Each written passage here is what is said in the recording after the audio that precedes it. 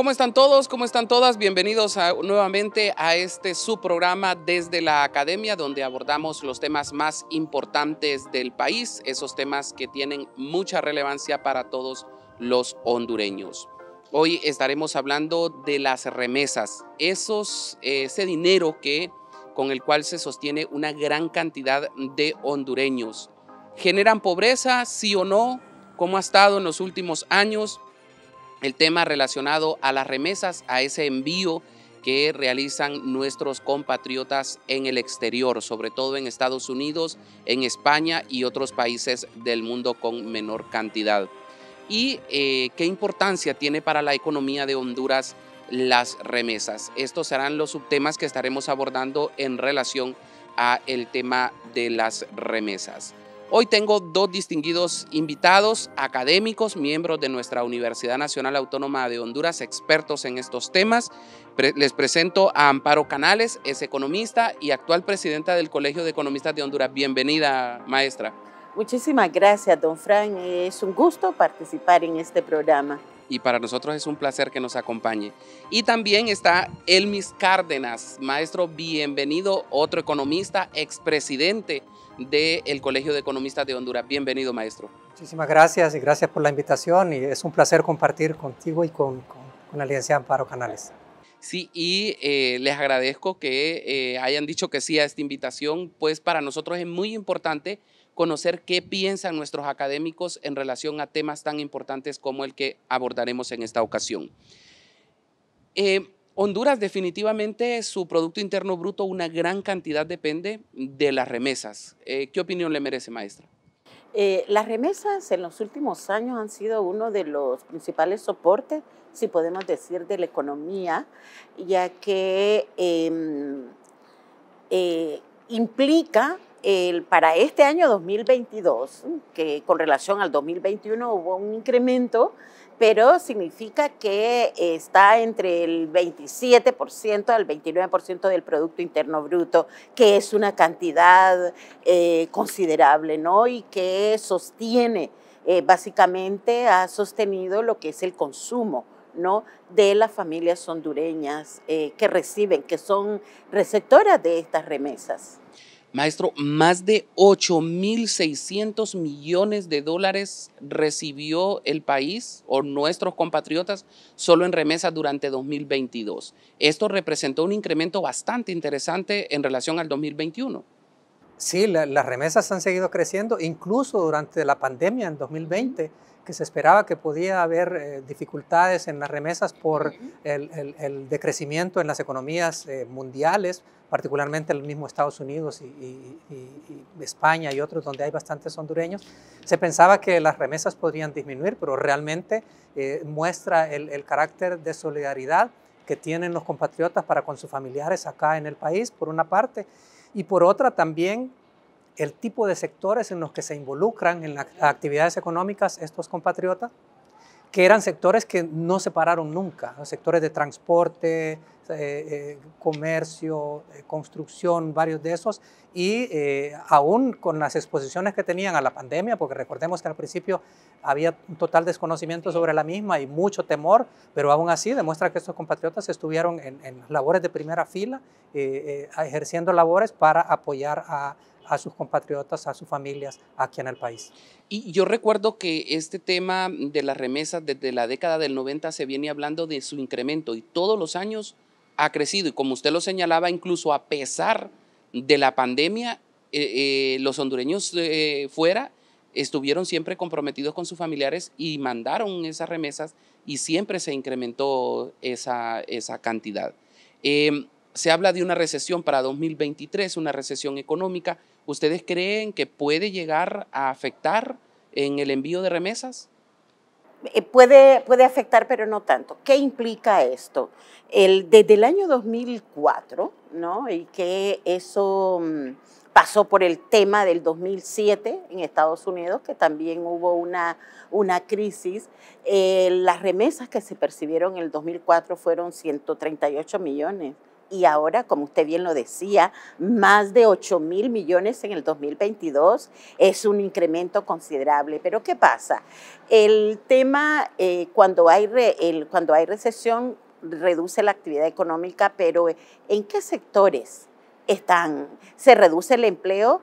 Pero ¿en qué sectores están nuestros compatriotas trabajando en los Estados Unidos? Digamos que son como sectores esenciales, que posiblemente haya una reducción del número de horas, posiblemente, pero no va a ser como que van a perder sus empleos, digamos. Hay como una reducción, pero que no va, esperamos que no tenga un impacto tan fuerte en el envío de remesas. Como bien decía, en la pandemia, que la actividad a nivel del mundo se redujo, la actividad económica se redujo y se mantuvieron los flujos de remesa. O sea, esperamos que tenga un comportamiento similar en caso de que Estados Unidos, España, que son los principales países donde están nuestros compatriotas que envían remesas, la actividad no se reduzca, que está en el tema de los servicios esenciales, ¿no? Y que no van a tener ese impacto tan en la pérdida de empleos. Esa es la esperanza que tenemos. ¿Usted qué piensa, maestro? No, igual, yo siento, bueno, lo de la recesión ha sido una amenaza que ha estado latente desde finales del año anterior.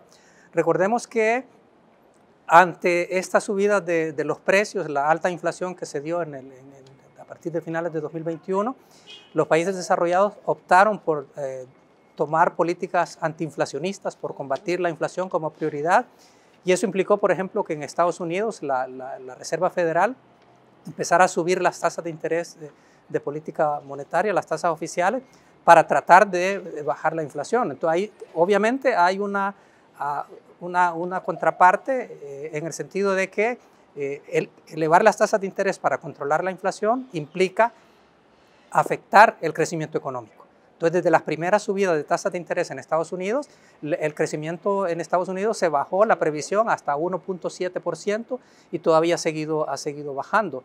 La particular ventaja es que el empleo en Estados Unidos no cayó del todo. Entonces, han habido como señales en contradictorias del mercado, lo que han impedido que se declare realmente lo que sería una recesión. Sin embargo, para este año todavía continúa la incertidumbre, continúan los precios altos de los alimentos, los precios de los fertilizantes, la misma guerra en Ucrania y Rusia nos sigue afectando de manera similar al año anterior, aunque ya se han tomado bastantes medidas y en la última reunión de febrero, por ejemplo, la Fed en Estados Unidos volvió a subir la tasa de interés, pero un poco menos, 0.25%, pero siguen en la misma posición de que mientras la inflación no ceda a los niveles que ellos esperan, podría la parte de la política monetaria continuar subiendo tasas de interés y entonces eso nos mantiene en esa incertidumbre que al final se traduce también en nuestro caso. Pero comparto con la licenciada Amparo de que dadas los sectores en los que están nuestros compatriotas y por la experiencia que ya tuvimos en el 2020, que si bien se puede haber afectado, pero no necesariamente es que van a caer en demasía. Algunas predicciones hablan de que en este año se va a superar los 10.000 millones de dólares en remesas. ¿Ustedes lo creen? Pues quisiéramos ser optimistas, Ojalá, ¿no? ¿verdad? Y que el tema de la recesión logre, mediante este tipo de medidas de política, mantener el empleo, porque el empleo sigue creciendo en Estados Unidos y esa es una señal de que pueden mantenerse. El tema es el impacto que tiene en nuestro país el tema de las remesas. Se estima que 1 de cada 6 hondureños son receptores de remesas. Y de esos receptores de remesas, el 68% son mujeres. Y también de estos, el 58% de los hogares son hombres, pero digamos, hay un punto muy importante en este tema que el 68% de los hogares que se benefician de estas remesas son pobres. Son pobres y ahí es donde viene todo el debate del desafortunado, porque es un desafortunado. Las remesas no son promotores que promueven el desempleo, sino todo lo contrario. Las remesas han sido las que han sostenido el consumo y han servido para reducir ese déficit de lo que es la balanza comercial que tenemos de las exportaciones versus las importaciones. Ya nos vamos a acercar a ese punto porque ha sido muy sensible en los últimos días hablar de ese tema, que las remesas están generando pobreza. Pero antes yo quiero agregarle un poco a lo que usted estaba mencionando de esos datos que me parecen súper interesantes. Es que el 35,3% del dinero lo reciben las madres, seguido de los hermanos con un 19,5%, los hijos un 10,7%, los cónyuges un 9,2%, el padre un 8,3%, los tíos un 3,4% y los abuelos y primos un 2,9% cada uno, esto según cifras del mismo Banco Central. O sea, siempre predomina la figura de la madre, ¿no? Sí, sí, porque es la responsable. Y claro. Volvemos al tema que es como la responsable de la administración de los recursos del hogar. Y esto también es un dato interesante, que toda la familia, si ve usted, toda la familia recibe remesas. Sí, hasta en segundo grado, ¿no? Porque hasta tíos también. Así es. Este es un punto muy importante en cómo se va dando esa distribución de las remesas y quiénes se benefician. Ahora bien, a mí me preocupa algo, y es que según estas cifras también el 90% de esas remesas se va en consumo.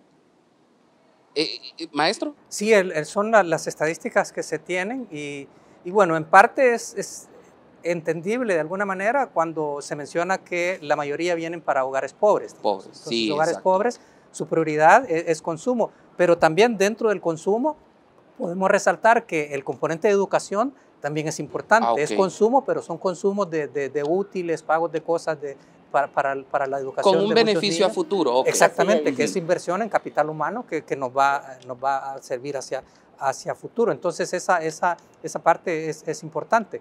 Pero además el consumo es un elemento altamente dinamizador de la economía. Entonces de alguna manera podemos decir que, así como se habla de un 26% del Producto Interno Bruto que representan las remesas, prácticamente están impulsando la economía en esa misma dimensión, en el punto de vista del crecimiento económico interno. ¿Usted qué opina, maestra? Por supuesto que ese es un elemento, lo que le mencionaba antes, que las remesas han sostenido. En esta época de crisis que hemos vivido los últimos años, pandemia, pospandemia, las remesas han sostenido el consumo de nuestro país y por lo tanto esto requiere también medidas de política para incentivar la inversión en otros sectores, pero eso implica que parte de esas remesas también van en el tema de inversión, compras de vivienda, otros activos que la familia están adquiriendo, obviamente en menor proporción, pero sí hay una inversión en otros activos. ¿Se invierte algo de este dinero? ¿Ese 10% será para inversión o será para otro tipo de rubros? Sí, hay inversión, hay bastante compra de activos, en caso por viviendas o terrenos dentro de las poblaciones donde viven. Fundar un negocio. Mejoramiento. Es poco el negocio, tal vez pulperías o microemprendimientos, tal vez a ese nivel puede estar relacionado con. ¿Y será de esto que hablan de que las remesas generan pobreza? ¿Será por eso? ¿Por esa línea? Porque dicen, bueno, es para consumo, comprar televisores, poner cable. Se ha hablado siempre de los riesgos o temores de las remesas. Yo le voy a mencionar por lo menos en tres líneas. Uno, relacionado con este tema del que se generan desempleo, es por lo que en economía llamamos un salario de reserva. Es decir, uno está dispuesto a trabajar y uno acepta un salario, pero dicen, mucha de esta gente, como recibe remesas, se acostumbra a sobrevivir con remesas y entonces ya no quiere ir a trabajar o ya no quiero ir a cortar café por los 100 pesos o por los 120 que me daban, sino que ahora si no me dan tanto, entonces eso es un punto que se menciona. Yo intenté con los datos de la ENCOVI de 2004 y la encuesta de hogares de 2006 para un estudio que hicimos, medir un poco que si existía este cambio en la disposición de trabajar y en aquel momento no encontré evidencia. No sé si ahora exista, por lo que oímos siempre, ¿no? Que no hay cortadores de café, que no hay esto, pero no estaría yo seguro de que hay esta relación, de que puedan no querer, porque significaría también que la gente sea conformista y además con lo que le mandan, $100, $200, realmente no llegan ni al salario mínimo, ni a la mitad del salario mínimo. Entonces es difícil creerlo como hipótesis. Pero ese es uno de los riesgos que se ha mencionado. Yo no creo que esté ocurriendo en este momento, pero de nuevo habría que hacer una investigación más formal, más seria, para poder concluir al respecto. No lo podemos decir así. El otro temor era la sostenibilidad. La migración empezó a ser fuerte después del Mitch, después de 1998, ya el 2000 empieza a crecer los datos de migración. Entonces se decía, mucha de esta gente que se va a ir a tener hijos allá, o muchos se iban jóvenes, se van a radicar allá, entonces dentro de 20 años ya no les va a interesar su familia acá porque van a tener sus propias familias, sus propios intereses allá. Entonces se hablaba de ese temor para toda Latinoamérica. Hemos visto en el tiempo que si bien más bien la migración ha aumentado porque muchas de las familias, muchos de los migrantes se van por temas de reunificación familiar. También. Los que ya llegan allá más bien se tratan de llevar a sus otros familiares, pero hemos visto que continúa, a pesar de toda esta situación, continúa el flujo de remesas, o sea, no se ha caído. También tenemos que hacer notar que también el número de migrantes también se ha incrementado, digamos. Entonces, desafortunadamente, tenemos esa otra circunstancia. Y el tercer elemento de riesgo es lo que en economía conocemos como la enfermedad holandesa.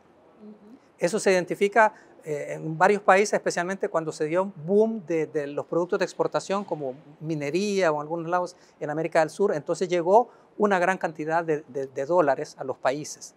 Entonces muchos de esos países al final lo que hicieron fue que ese consumo, como podría ocurrir también, que como no hay producción nacional suficiente, entonces muchos de esos productos, además la cultura importada que también se trae de los migrantes, la traen en sus familiares, entonces nos dedicamos a consumir productos importados. Que queremos tenis de marca, que son niños del área rural, pero quieren cosas importadas, carísimas, electrodomésticos de todo, juegos. Entonces al final el efecto positivo que podría traer ese influjo de remesas, de divisas, se va también para afuera por ese cambio en la cultura. Exacto. Eso es lo que se conoce como enfermedad holandesa, pero de nuevo, tendríamos que ver si podría haber alguna de estos elementos por el consumo importado, digamos, pero también en nuestro caso sabemos que mucho de la importación viene también de productos de segunda, que eso también, entonces habría varias cosas que poder considerar a la hora de hacer este tipo de análisis y de consideraciones, pero sí es de tener cuidado, de estar monitoreando el tema de cómo evolucionan nuestras importaciones, porque ahí el déficit comercial sí nos puede ir drenando estas divisas que están entrando al país. Maestra. Otro punto importante es que consideramos de que digamos, las remesas son como un complemento al salario, y generar bienestar en la familia. Por otro lado, están las remesas, el complemento del salario, pero la pobreza también se ha ido incrementando. Y ahí lo importante es digamos, cómo, vuelvo y reitero, se impulsan medidas de política económica para la inversión por parte de las familias receptoras, que no solo en consumo, sino que lo inviertan. O sea, digamos, he visto comunidades ahora con el tema de la inundación de las tormentas Zeta y Iota, por ejemplo, en lo que fue en la zona de Alianza, el Cubulero, usted ve que son viviendas, pues buenas construcciones, y casi la mayoría de las personas de ese pueblo tienen familiares en Estados Unidos. Entonces se preguntaba, pero si este es un pueblo y son construcciones de cemento ya con otra, diferente al resto de las que en esa zona existían. Entonces, es cómo se apoya esta iniciativa con programas especiales para la inversión en otros activos por parte de las remesas. Y en este punto es donde posiblemente el que no es que generan pobreza en el sentido de que las personas no quieran trabajar, porque hay otro elemento aquí,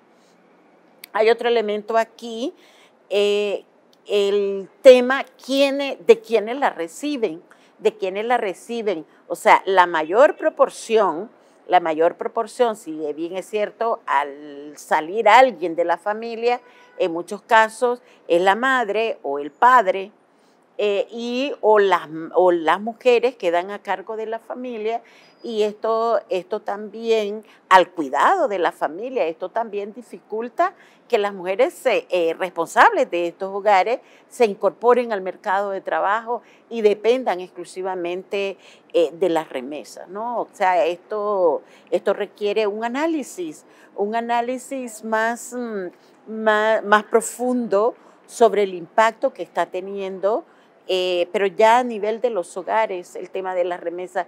Y esto ha sido objeto posiblemente de percepciones, quizás no basadas en datos, investigando este tema en los hogares. Creo que es importante.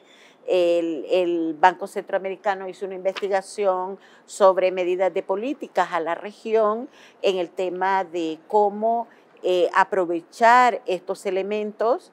En el caso de nuestro país, ya superó, digamos, a El Salvador en el monto de captación de remesas, y casi se iguala, ¿no?, a lo que son los valores de exportaciones, y más no, porque el problema nuestro es esa factura de los productos importados que está pesando, ¿no?, sobre el monto de las divisas que se generan.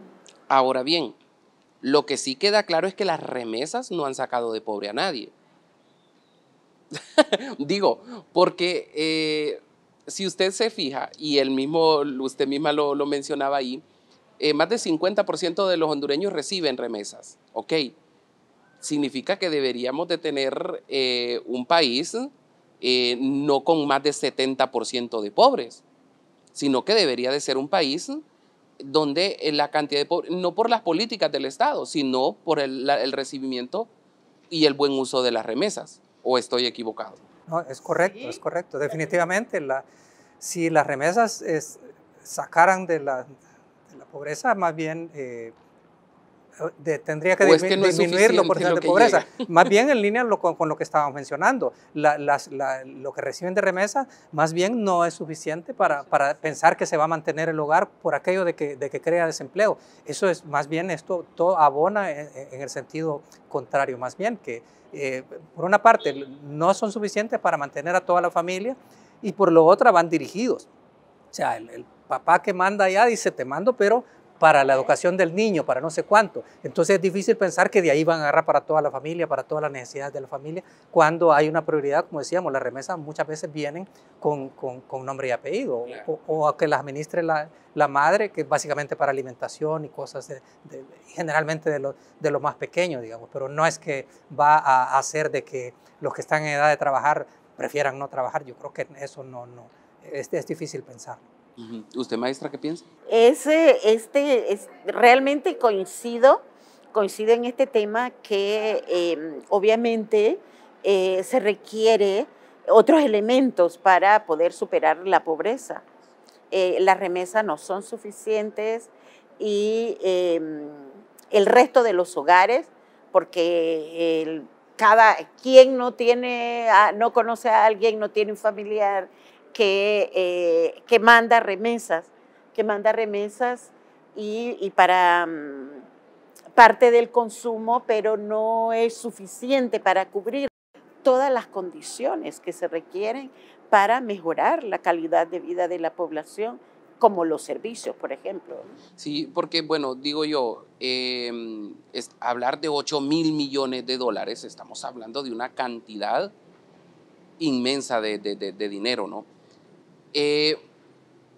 Esta gente debería tener acceso a una mejor educación, a una mejor salud, a una mejor alimentación, a una mejor vivienda, pero muchas veces sí vemos alguna transformación en la vivienda, usted mismo lo señalaba, incluso vemos casas en algunos pueblos o incluso se han dado fenómenos bien interesantes en algunas comunidades que predominan más mujeres que hombres, ¿sí?, en esa zona. O abuelos. También abuelas, personas ya al cuidado de la familia. Y vemos casas con base para una segunda planta, cuando lo normal son casas de bareque o de adobe, repelladas a lo máximo, ¿no?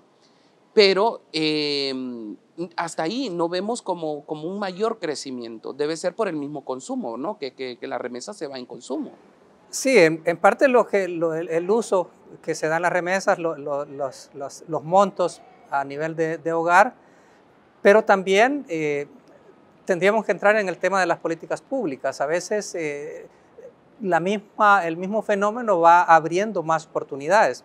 Por ejemplo, hay algunos bancos que están hablando de que pueden hacer préstamos acá para vivienda, exacto, para si ya tienen terreno, sí, por ejemplo, y que el familiar que está allá pague directamente al banco. Entonces se está hablando también de la posibilidad de acceso a seguro social para tener salud en las familias de los migrantes y que el migrante pueda hacer desde allá los pagos, las cotizaciones al seguro social. Entonces, la evolución del mundo y la tecnología misma nos van permitiendo este tipo de cosas. Sin embargo, en otros países han ido un poco más allá, por ejemplo, para el tema de emprendimientos, para propiciar inversión productiva en generación de empleo, que sea autoempleo, se crean fondos especiales y por cada lempira que las familias pongan de las remesas para un emprendimiento, puede ser una pulpería o cualquier otro emprendimiento, el Estado le da con condiciones blandas o incluso con un componente de subsidio, $2 o hasta $3 en contraparte, claro, para impulsar el emprendimiento. Pero obviamente esto tiene que ir también acompañado por educación financiera y sí, asistencia técnica para que puedan, sí, administrar y hacer crecer ese emprendimiento, digamos. Pero realmente se van abriendo también oportunidades y yo creo que sí es importante hacia futuro ir considerando todos estos potenciales que tiene el tema de las remesas. ¿Y creen ustedes que sea correcto que el Estado sea el que administre las remesas? Porque están hablando de la creación de un banco para que sea como de manera exclusiva para la gente que envía las remesas.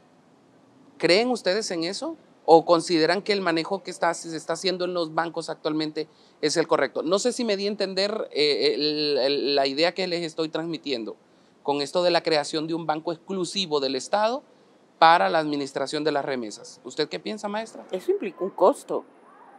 Eso implica un costo adicional. Por parte del Estado, obviamente. Y por parte de quienes van a recibir las remesas. Okay. O sea, eso implica un costo adicional. Yo más bien pienso que debe de orientarse hacia iniciativas, ¿no? Que eduquen y que apoyen a estas personas receptoras de remesa. Por ejemplo, la educación financiera, hacia ahí deben de dirigirse, ¿no? De iniciativas, de facilidades para hacer los pagos desde el exterior o que su familia tenga acceso a la seguridad social. Y habría que analizar con mayor detalle qué implica esa iniciativa. O sea, hasta ahora, quien mantiene esas divisas es el Banco Central, ¿no? Es el Banco Central y el que se haga un banco para el manejo de esto, habrá que... no.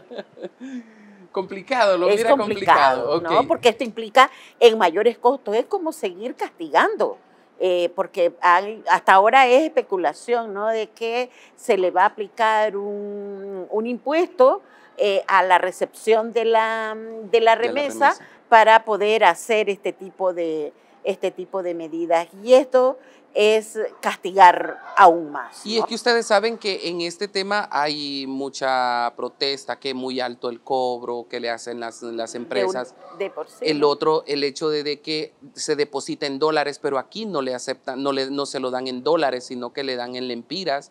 Entonces, una serie de circunstancias. ¿Usted qué cree de la creación de ese banco, maestro? No, yo siento que no sería viable. Hay dos puntos. Es como que pensáramos que una banca, cualquiera de los bancos que conocemos privados, se dedique exclusivamente a prestarle a este sector, o para ganadería, o este sector para agricultura, o este sector para construcción. No habría actividad suficiente para poder hacer un banco viable, digamos. O sea, incluyendo ni aunque sea con Banadesa, que ya existe. Lo que puede hacer es abrir, digamos, para nosotros un punto como economistas es que la competencia es lo que puede ayudar a mejorar los costos. Con un digamos. cobro mínimo. De hecho, se ha ido abriendo, digamos. Antes solamente la banca privada lo podía hacer, ahora se ha ido abriendo para que cooperativas y otro tipo de instituciones más abajo puedan dar este tipo de servicios, y eso ayuda, digamos, a mejorar tanto la accesibilidad al servicio, que llega más cercano de la población, pero también a disminuir un poco de costo, digamos. De ahí lo otro, que un banco funcione a partir solamente de remesas, eso es imposible, digamos. Eso no lo veo viable. Y en ese sentido, para nosotros, para mí como economista, cualquier institución que se cree, sea pública o privada, tiene que ser viable, tiene que ser eficiente y cubrir todos sus costos. Si al final vamos a crear instituciones simplemente para perder, para ser subsidiadas y no cubrir sus costos, eso nos va a llevar al fracaso. Eso no es eficiente y no es viable económicamente. O para empleo de activistas. Eso es lo que las hace inviables, que se crea la institución, pero después no pueden evitar que se sobrecargue de personal más de lo que realmente necesite. Al final implica que sus costos son más de lo que debería ser. Y si al final, por cuestiones políticas, dan los bienes y servicios subsidiados o no recuperan todos los costos, que por lo menos los que de verdad son reales, al final esa institución va a ser difícil que prospere. Digamos. Y personal no calificado, que es lo que normalmente Peor sucede. Todavía. Quiero agradecerles el que me hayan aceptado la invitación. He aprendido mucho en esta más de media hora que llevamos platicando sobre este tema de las remesas, la importancia que tienen para el país, a pesar de los obstáculos que se le pongan. Es el sustento de muchas familias hondureñas, y yo creo que en vez de estar truncando esa posibilidad que tienen muchos hondureños, deberíamos de estar tratando de que la reciban de mejor manera, ¿no? Que puedan acceder a esos fondos sin tantas trabas, y sobre todo poner en la gente esa semillita, esa duda, voy a decirlo así, para que en vez de ser un 90% en consumo, se invierta. Exacto, y que la gente empiece a invertir, a crear su propio empleo, a no esperar que se abra una empresa para poder tener un empleo, sino poder hacerlos ellos mismos con esos fondos, y que puedan ayudarse para que ahora sí veamos un desarrollo de esas familias, y que no estén esperanzadas solamente a que un compatriota les esté enviando su dinero, porque es con sudor, es dinero que cuesta ganarse en esos lugares. Inclusive muchos reciben humillaciones, les toca dormir en el suelo, y se ven ante circunstancias bastante complicadas. Yo creo que sería muy bueno esa educación financiera en quienes reciben las remesas. Les agradezco mucho y esperamos contar con ustedes en otro espacio. Muchísimas gracias. Siempre a la orden. Muchas gracias, maestra. Muchas gracias, a ustedes. maestro. A ustedes también les decimos gracias por estar siempre pendientes de este espacio. Les dejamos las redes sociales de UTV, el canal universitario de la cultura, para que nos puedan dar sus puntos de vista, sus comentarios sobre los temas que aquí abordamos. Soy Franz Rivera, nos vemos en la próxima.